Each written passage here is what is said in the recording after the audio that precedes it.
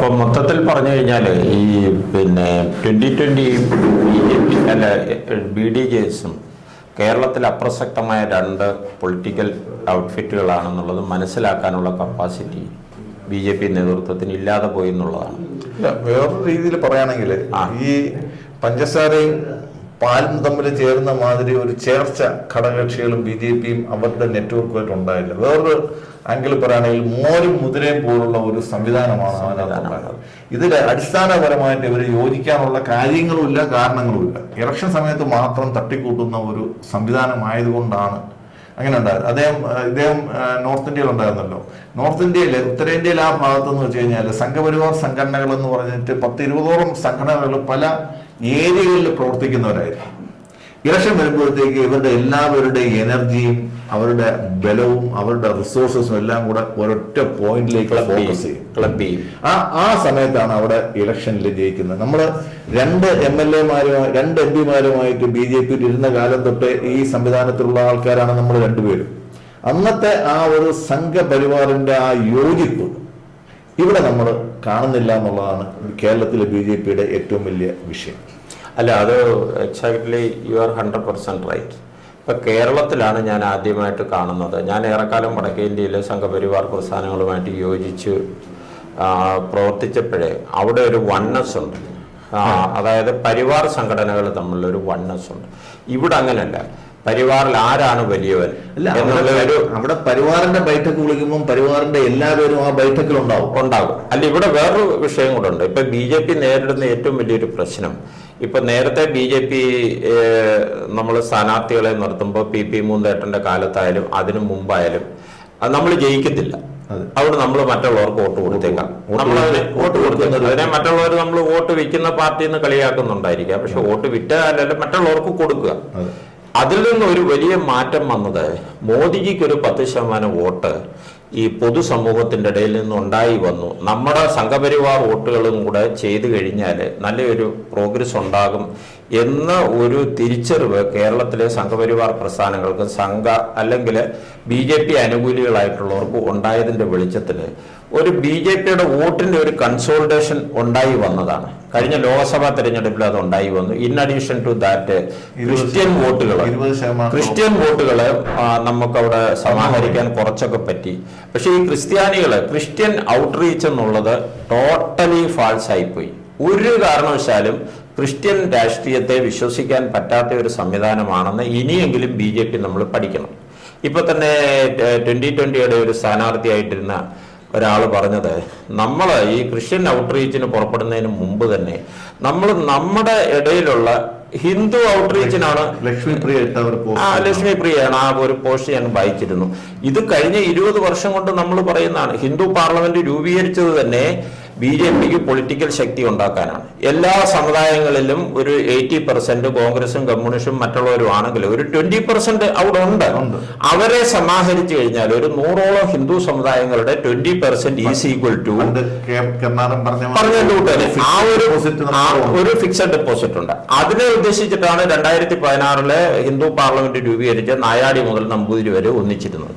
അപ്പൊ അതിൽ നിന്ന് ഒരു SNDP മാത്രം വിളിച്ചുകൊണ്ട് പോയിട്ട് BDJs ഉണ്ടാക്കിയതാണ് BJPക്ക് അന്ന് ഏറ്റവും വലിയ പരാജയമുണ്ട്. ഇന്നും അത് തുടരുകയാണ്. BJPക്ക് ലോക്സഭാ ഇലക്ഷനിൽ ഞാൻ ഒരൊറ്റ ഉദാഹരണം അങ്ങയോട് പറയാം. ലോക്സഭാ ഇലക്ഷനിൽ വിശ്വകർമ്മ സമുദായം കേരളത്തിലെ NSS SNDPയും കഴിഞ്ഞാൽ വിശ്വകർമ്മ സമുദായമാണ് ഏറ്റവും വലിയ സമുദായം. ആ സമുദായത്തിന്റെ നേതാക്കളുടെ വീട്ടിലെ ചന്ദ്രശേഖർജി പോയി ആഹാരം കഴിക്കുന്നു. വളരെ സൗഹൃദമായിരുന്നു. അപ്പൊ ആ സമുദായത്തെ കൂടെ നിർത്തണം. അതുകൊണ്ടൊക്കെ നായാടി മുതൽ നമ്പൂതിരി വരെയുള്ള ചെറിയ ഹിന്ദു സമുദായങ്ങളെ കൂടെ നിർത്തി ഹിന്ദു വോട്ട് സമാഹരിക്കാം. പ്ലസ് മോദിജിയുടെ 10% വോട്ടും കൂടെ ആയിരുന്നുവെങ്കിൽ കഴിഞ്ഞ ഇലക്ഷനിൽ BJPക്ക് 11-12 സീറ്റ് വരെ കിട്ടിയേനെ, അല്ലെന്നുണ്ടെങ്കിൽ അതിൽ കൂടുതൽ കിട്ടിയേനെ. പക്ഷെ പറ്റിയത് എന്താണെന്ന് ചോദിച്ചു കഴിഞ്ഞാൽ ക്രിസ്ത്യൻ ഔട്ട്റീച്ച് എന്ന് പറഞ്ഞാൽ ചില ക്രിസ്ത്യൻ വിഭാഗങ്ങളിൽപ്പെട്ട ആൾക്കാർ ചന്ദ്രശേഖർജിയെ തെറ്റിദ്ധരിപ്പിച്ചു.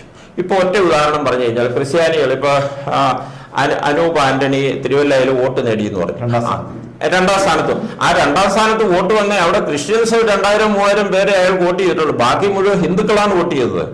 അല്ലെങ്കിൽ ഷോൺ ജോർജിനായാലും PC ജോർജിനായാലും വോട്ട് ചെയ്തവരുടെ ക്രിസ്ത്യൻ പെർസെൻറ്റേജ് എടുത്തു കഴിഞ്ഞു കഴിഞ്ഞാൽ അത് ഹിന്ദുക്കളാണ് അവിടെ വോട്ട് ചെയ്തിരിക്കുന്നത്. ക്രിസ്ത്യാനികളുടെ വോട്ട് ഒരിടത്തും കിട്ടിയില്ലെന്ന് മാത്രമല്ല, ഞങ്ങൾ തന്നെ Hindu parliament national progressive party രൂപീകരിച്ചിട്ട് ഒരു ക്രിസ്ത്യൻ ഔട്ട്റീച്ചിലേക്ക് ശ്രമിച്ചു. അത് ടോട്ടൽ പരാജയമായിരുന്നു എന്ന് ഞങ്ങൾ തിരിച്ചറിഞ്ഞുകൊണ്ട് ഞങ്ങൾ അത് ഉപേക്ഷിച്ചു. കാരണം ക്രിസ്ത്യാനികളെയും ഇവിടുത്തെ മറ്റ് മൈനോറിറ്റീസിനെയും വിശ്വസിച്ചുകൊണ്ട് BJPക്ക് ഒരിക്കലും മുന്നോട്ട് പോകാൻ പറ്റത്തില്ല എന്നുള്ളത് ഈ കഴിഞ്ഞ തെരഞ്ഞെടുപ്പ് തെളിയിച്ചു കഴിഞ്ഞു.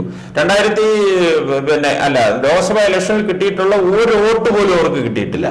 BJPക്ക് മനസ്സിലാകാത്തൊരു കാര്യം, ഹിന്ദു സമുദായം പോലെ അല്ല ക്രൈസ്തവ മുസ്ലിം സമുദായങ്ങൾ. അവർക്ക് കൃത്യമായിട്ടുള്ള ഡയറക്ഷൻസ് അവർക്ക് കൊടുക്കേണ്ടടുത്തുനിന്ന് കൊടുക്കുന്നുണ്ട്. അതിനനുസരിച്ചിട്ട് അവർ വോട്ട് ചെയ്യുന്നുണ്ട്. ഏറ്റവും നല്ലൊരു ഉദാഹരണം, ശ്രീ PC ജോർജ് തിരുവനന്തപുരത്ത് അരുവിക്കരയിൽ ഒരു സ്ഥാനാർത്ഥിയെ നിർത്തിയപ്പോൾ അവിടെ അന്ന് SDP അദ്ദേഹത്തിന്റെ സഖ്യകക്ഷിയാണ്. അവിടുന്ന് മുമ്പ് 6800ഓളം വോട്ട് പിടിച്ച SDP വോട്ട് പിടിച്ച ആ സംഘടിത ശക്തി കൊണ്ടാണ് അദ്ദേഹം തിരുവനന്തപുരത്ത് വരുന്നത്. തിരുവനന്തപുരത്ത് വന്നപ്പോൾ ഏകദേശം 1500 വോട്ടേ കിട്ടുള്ളൂ. അതായത് SDPയുടെ വോട്ട് ആർക്ക് കൊടുക്കണമെന്ന് അവർ തീരുമാനിച്ചു കഴിഞ്ഞാൽ അത് അവർക്ക് കൊടുത്തിരിക്കും. അല്ലാതെ ഹിന്ദു സമുദായത്തെ മാതിരി സ്പ്ലിറ്റ് ചെയ്ത് പോകത്തില്ല. അത് ഫോക്കസ്ഡ് ആയിട്ട് തന്നെ പോയി. വാട്ട് ഐ ആം സെയിങ്, ഇപ്പൊ ഇവിടെ ഈ ചന്ദ്രശേഖരന്, അതായത് BJPക്ക് തെറ്റി പറ്റുമെന്ന് ഞാൻ പറയത്തില്ല. ചന്ദ്രശേഖർജി എന്ന് പറയുന്ന BJPയുടെ പ്രസിഡന്റാണ് ഈ കേരളത്തിലെ ഇപ്പോഴീ BJPക്ക് ഉണ്ടാവേണ്ടിയിരുന്ന മുന്നേറ്റത്തിനെ അദ്ദേഹത്തിന്റെ ഫൂളിഷ്നെസ് കൊണ്ടാണ് ഇത് സംഭവിച്ചത്. അപ്പോൾ ഒറ്റ ഉദാഹരണം പറഞ്ഞു കഴിഞ്ഞാൽ, ലോക്സഭാ ഇലക്ഷനിലെ വിശ്വകർമ്മ സമുദായം അവരുടെ കൂടെ ഉണ്ടായിരുന്നു. അതുപോലെ തന്നെ ഹിന്ദു സമുദായങ്ങൾ നല്ലൊരു രീതിയിൽ അവരുടെ കൂടെ ഉണ്ടായിരുന്നു. ഹിന്ദു സമുദായങ്ങളിൽപ്പെട്ട ചില ആൾക്കാർ സെറ്റപ്പ് ആക്കിയിട്ടുള്ള പൊളിറ്റിക്കൽ പാർട്ടീസ് ഒരു 10-12 ചെറിയ പൊളിറ്റിക്കൽ പാർട്ടീസ് ഉണ്ട്. അവരൊക്കെ കടലാസുപുലികളാണോ ഇല്ലയോ എന്നുള്ളത് അവരുടെ ഇടയിൽ തന്നെ പറയുന്നുണ്ട്. പക്ഷെ അവരെ കൂടെ നിർത്തി അവർക്കൊരു സ്ഥാനം കൊടുത്തു. അവർക്ക് ഓരോ സ്ഥാനാർത്ഥികളെ കൊടുത്തിട്ട് അവരുടെ ചെലവും വഹിച്ചിരുന്നെങ്കിൽ ആ വിഭാഗങ്ങൾ കുറേശ്ശെ ഇന്റിഗ്രേറ്റഡ് ആയിരുന്നു. അതിനു പകരം ക്രിസ്ത്യൻ ഔട്ട്റീച്ച് എന്ന് പറഞ്ഞ് ഹിന്ദു വിഭാഗങ്ങളെ ടോട്ടലി തള്ളിക്കളഞ്ഞിട്ട് അവരുടെ പാർട്ടിയിലുള്ള ആൾക്കാർ, BJP എന്ന് പറഞ്ഞ പാർട്ടിയിലെ ജയസാധ്യതയുള്ള നേതാക്കന്മാരെ വരെ തള്ളിപ്പള്ളത്തും കളഞ്ഞു. B. ഗോപാലകൃഷ്ണനെ കൊടുങ്ങല്ലൂരിൽ നിന്ന് തള്ളിക്കളഞ്ഞു. ചെങ്ങന്നൂരിലെ സന്ദീപ് വാചസ്പതിയെ ജയിക്കേണ്ട എവിടെ കൊണ്ട് തോക്കുന്നിടത്ത് കൊണ്ടിട്ടു. ഇതെല്ലാം രാജീവ് ചന്ദ്രശേഖരന്റെ പൊളിറ്റിക്കൽ ഫെയിലറായിട്ട് ഞാൻ കണക്ക് കൂട്ടുന്നു. അതിന്റെ നെറ്റ് റിസൾട്ട് എന്ന് പറഞ്ഞു കഴിഞ്ഞാൽ നമ്മുടെ വോട്ട് പെർസെൻറ്റേജ് കുറഞ്ഞു. അതായത് BJPക്ക് 20% പരം വോട്ടുണ്ടായിരുന്നു. ആ വോട്ട് 14.8% കുറഞ്ഞു. BJPക്ക് ഒറ്റയ്ക്ക് കിട്ടിയ വോട്ട് 11%.